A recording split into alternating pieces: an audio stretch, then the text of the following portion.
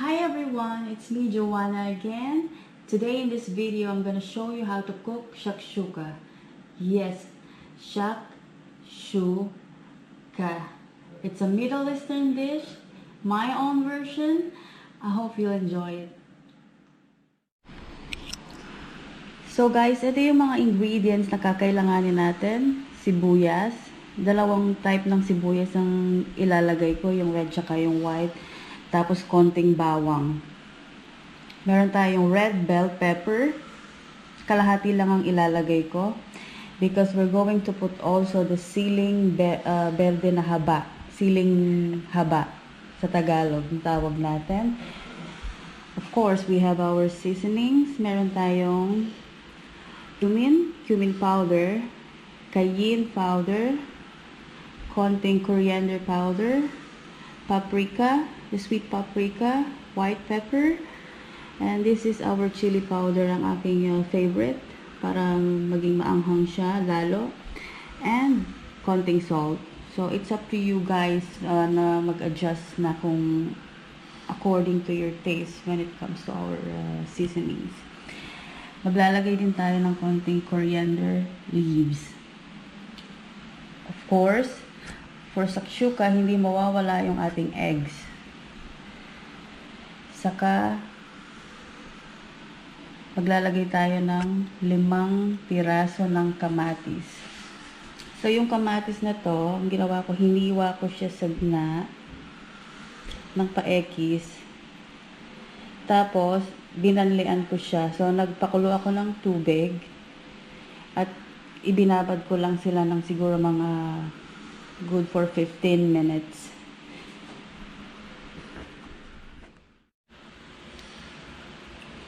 So now, papakita ko sa inyo kung paano natin balatan yung kamatis para merong idea yung iba.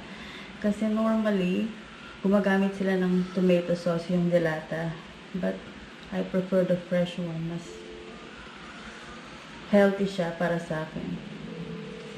Tanggalin lang natin yung balat. The reason why binanlian ko siya, para madali ang pagtatalok natin ng kamatis yan.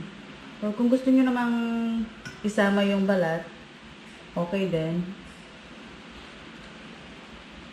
Balatan lang natin siya.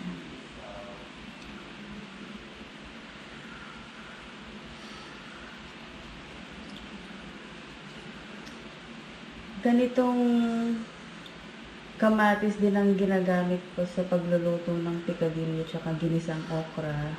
Saka sa paella, ano-ano pa. Madalang lang akong gumamit ng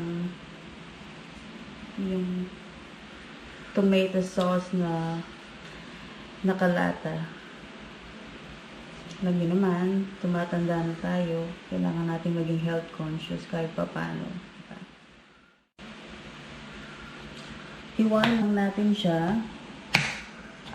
Kagaya ng normal na paghihiwa kapag nagluluto tayo ng sarsyado.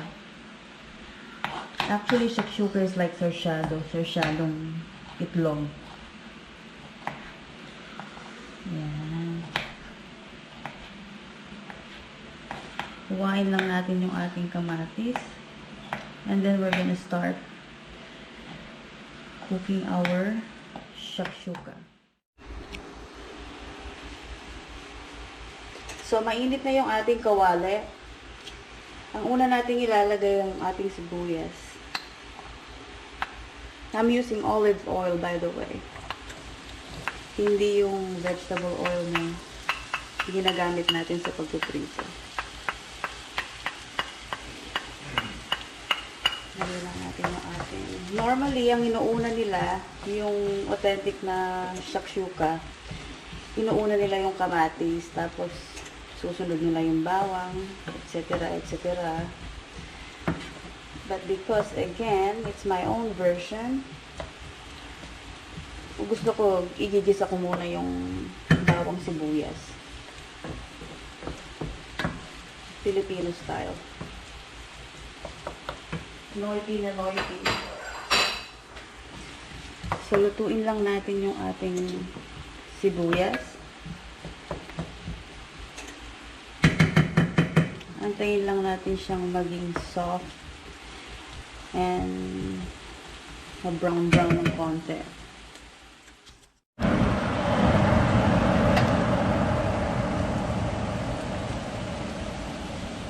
After that, ilalagay na natin yung ating konting tomato sauce. Sorry, tomato paste. Hindi pala tayo gagamit ng tomato sauce. Meron tayong sariwang kamatis. So, igogo lang natin in Kapampangan. Haluin.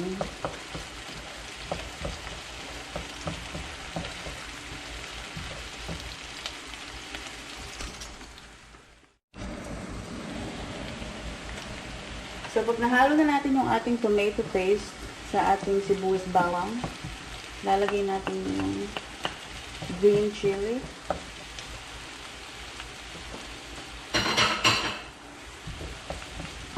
Haluin lang natin.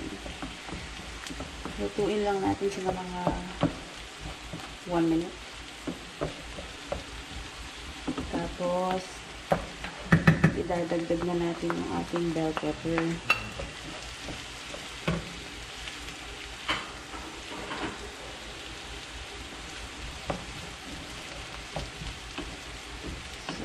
Gumaganda na yung kulay niya.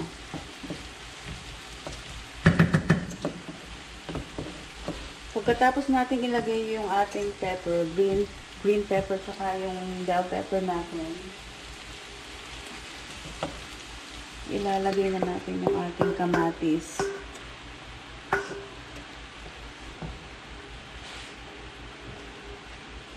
Yan.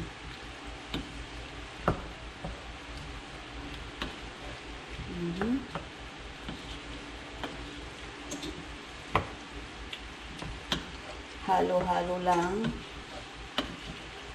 Bogo.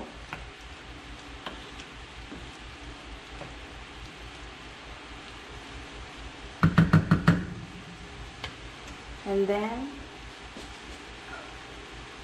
isusunod na natin yung ating seasonings. So, ihulog lang natin siya. 1 shot. 1 shot. Ito yung ating paprika, chili powder, coriander powder, cumin, salt, and pepper.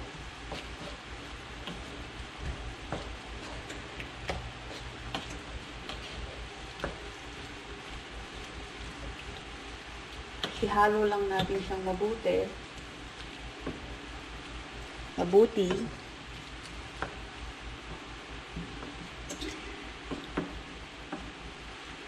Tapos pakuluan lang natin siya ng about 5 to 8 minutes.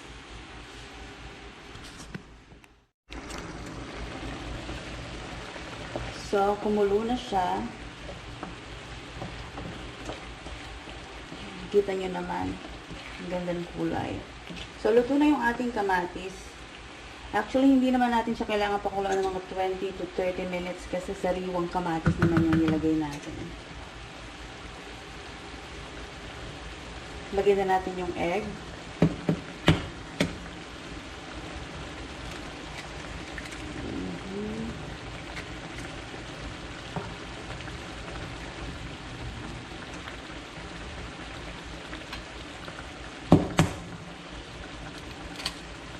Siguro mga 5 eggs lang ang ilalagay ko. Hindi siya kasya.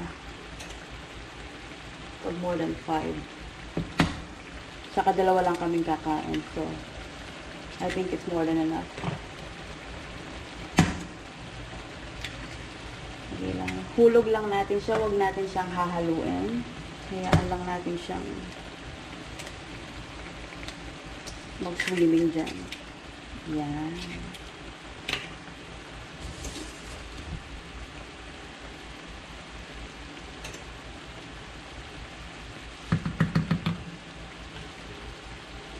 So, nilagay na natin yung ating egg. Tapos, tatakpan natin siya. Pakukulaan natin siya ulit ng, let's say, for about 10 minutes. For me, kasi gusto ko luto yung pula ng itlog. Hindi ko siya kinakain ng sariwa. So, pagkaluto ng ating egg, as you can see, luto na siya. Sayang nga lang, nabutas yung isa. So, lagyan na natin yung ating coriander, cilantro, pareho lang po yun. Ayan. Mas maraming cilantro, mas masarap. Tapos, pwede na natin siyang, ready to eat na po siya.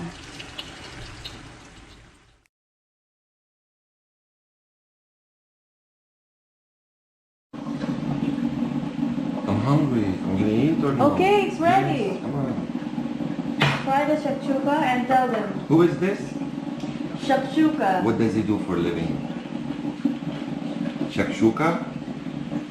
Is that a French guy or Arabic guy? It sounds Are you like. an Arabic or what? It's an I Arabic don't dish. know well, so I've been too long in Canada to know what the hell sometimes. Shakshuka.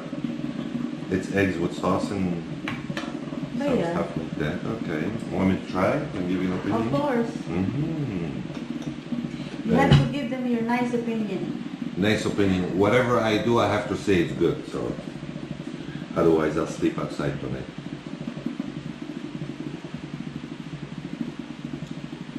Oh my God, it's so amazing. It's delicious. It's absolutely wonderful. No, actually, I'm serious. It's very good. It's spicy. I love it. And the sauces. I also cooked this ma'anik, but I didn't show them. No, man, it's nice. But what is ma'anik in Arabic? Basically, sausages. Ma'anik is sausages, but they're spiced out in a different way with beef. And they're done mostly by Armenian people. Okay. Because Armenian people, Armenian culture, they like spicy. And ma'an is delicious with eggs, if you eat it every day.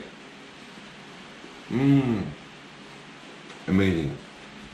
Sorry guys, but I didn't eat since morning. I've been working. I took a break just to have a bite. But trust me, it's amazing. She's a good cook, that's why I keep her. Bye-bye.